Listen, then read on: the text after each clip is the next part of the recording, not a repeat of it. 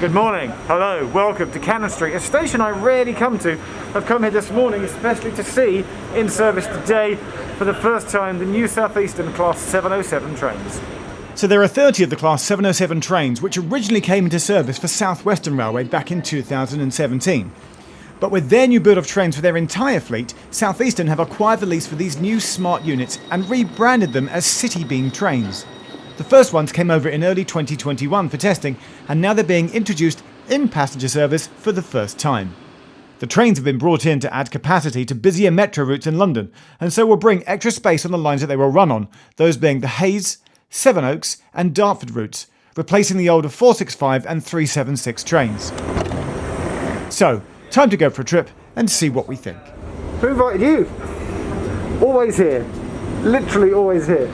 So, it's a brand new train on South Eastern, Class 707. The 7 number is a clue to where it's come from. It's part of the 700 family, the Siemens family of trains. So you've got the Thames Links, which are the 700s, and you've got the 717s that run out of the Moorgate line. So it's that family of trains, which is why it's got the classic Thames Link seats, but also you would have known them because they've been running on Southwestern trains / railways for the past few years. But as they're now getting their own new trains, these ones are kind of were spare, and South Eastern were like, we'll have them. And I caught up with a lovely lady called Jennifer to tell us more about that. Morning. Morning. We're on board the City Beam. We are. Tell me about how many of these units have you got, how many are being rolled out, and this is the first day, right? This is the first day, so this is the first 10 car today. We've got the second 10 car arriving this afternoon in service, and we will have in total 15 10 cars or 35 car units.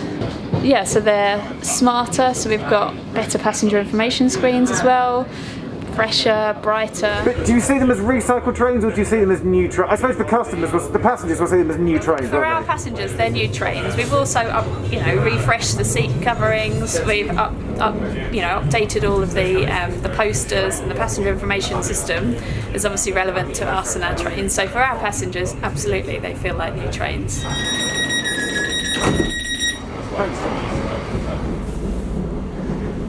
Alright, what have we got? What I've got is like a bad penny. Alright, Chris. Chris has turned up. Chris, if you could take my camera. Yeah, okay, I'll do your work for you. That's fine. Yeah, you do it. What I like is that I didn't charge my phone this morning before I came out of the house. So, what I still can't decide, because on some trains, don't they do that thing where the plug, the socket rather, is upside down. So if you're here, you sort of, is it better that you sort of lean over? Should the socket be upside down rather than you then have to turn it through 180? I also can't remember which train it is, but one of the designers, one of the companies, they put the socket on the side. YouTube, would you prefer if the socket was orientated 180, or does that mess with your head and you want it the right way up? If YouTube still did polls, I might do a Twitter poll. It may be a shiny new train, and it is shiny and lovely and new. It's really bright and it's quite welcoming. Lewisham. Between the train and the platform. Is that Matt from GTR doing the voiceover on South Eastern? Excellent. Phil's here to talk about the seating configuration. We're sat in the 1x2 seating area, but it is predominantly 2x2. It is, yeah. So when South Western ordered these were sort of more metro style than Thameslink. So hence you've got bits of 2+1 seating, there's no first class, there's also no toilets on these. Phil, what's the pros and cons between 3x2 seating and 2x2 seating? So the reason 3x2 seating gets ordered is because when you're bidding for a franchise, or it used to be because nobody bids for franchise anymore, it was all about capacity and it was about the number of seats, and you had to say if you've got lots of people travelling, you give them all the seats. The problem with that is that do all the seats actually get used? Where you've got 3 seats in abreast, do they actually get used?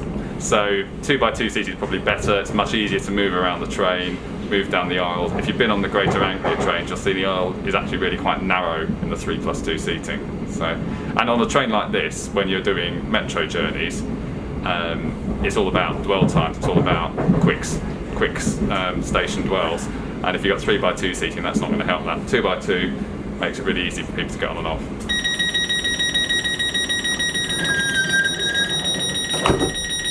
You might just think that, this train has already run on service in South West, so like a model railway, you could just pick it up and put it on some other tracks, but it's not quite as simple as that, is it? No, we've got Class 700s running around here, which look very similar, but a learned person has told me that the ride height on these is slightly different, the suspension is different, and actually you can, if you're used to Thameslink trains and you're now travelling on one of these, there is an appreciable difference in the way they ride, something like 10mm. So we had to gauge clear them, and the other thing we had to do was look at the power draw as well, to make sure that the electrical substations along the line were set up to be able to power them, because I don't know if you remember 20 years ago, Jeff, you're roughly the same age as me, so you will. When they introduced a whole fleet of new trains on this part of the network, they had enormous problems because the new trains all had air conditioning, computers, all this stuff on it, and they drew a lot more current than the old trains they replaced. And it meant that substations were unable to cope with the amount of power they were able to supply. So one of the key things we do whenever a new train is introduced is look at what the current draw is, have we got the infrastructure to cope with it. And the other thing, of course, is signalling as well. So in this part of the world, trains' return current gets fed back into the running rails, not like Transport for London where they've got a fourth rail, which is also on the running rails where the signalling system lives and where it knows where trains are. So you have to make absolutely certain that any current that this train is feeding back into the running rails doesn't interfere with the signalling system and give it false positives. These are so quiet. They're really quiet, they're really smooth, they're really bright, they're really spacious. I want to chat to the driver. It feels like the acceleration, the deceleration is a little bit smarter as well. It just feels like a new train. If I don't do this, people will be like, be arriving at Sidcup. It's the classic elbow by the window test. It's sort of, oh, that is borderline. There, it's enough, but it feels like it We are might. now approaching Sidcup. It might go any second. Please make sure you have all your belongings and take care as you leave the train. We're just coming into Albany Park, just to highlight there is this. We are now approaching Albany Park. Thank you. But we're in the accessible area where there's a huge space here if you're a wheelchair user, which is good. But there are no toilets. Mind the gap between the train and the platform. So we're at Crayford, 10:18, out at 10:19. We're on time. We're on South Eastern. Technically, we're on a Crayford train that now loops round. It's a Cannon Street looper. A rounder. What do I call it? Rounder. No, that's like that game you play at school. Rounders. Can I call it a Cannon Street looper? Do you want to call it a looper or a rounder? And it'll round back round the loop. Back to Cannon Street. Please mind the gap between the train and the platform. Cool. Do we go round? This station is Slade Green. So we're in at 27. I'm going to get a classic shot. Oh, that's into the sun of the two units together. Look, this is nice. This is nice. This is Paul. Are we going to have a quick peek in the cab? You can do, while we're stationary. I mean, it's the set. This hasn't been refurbished, has it? Or have South Eastern done any? The cab is as it was. But you get a great view of the other unit from here. You do. In the distance, Plumstead sidings, purple trains. Would it be outrageous if I said I'd prefer these 707s to the purple trains? We will shortly be arriving at Plumstead. I like Plumstead. They do brake smarter. It's just newer technology means that when they pull away, they accelerate faster, and they've got a combination of tread and disc brakes on different units on the different cars. So the braking just feels smooth as well. It's a really smooth. Look how unbumpy the camera is right now. It's a really. We are now approaching Plumstead. It's a really smooth Please ride. make sure you have all your belongings and take care as you leave the train. I'm being given a badge, a Class 707 by Paul, who doesn't want to be on camera. That's amazing, thanks. You're welcome. I got a 707 badge.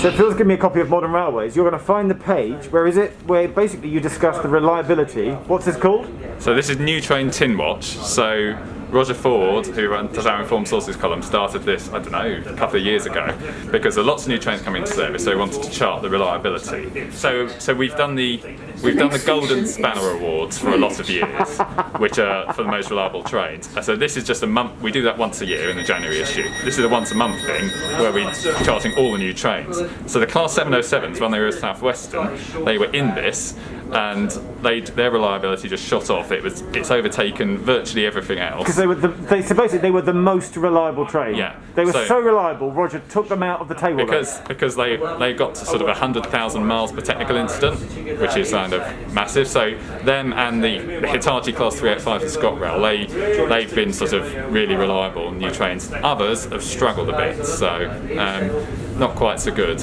and some of them are still struggling. But these really reliable.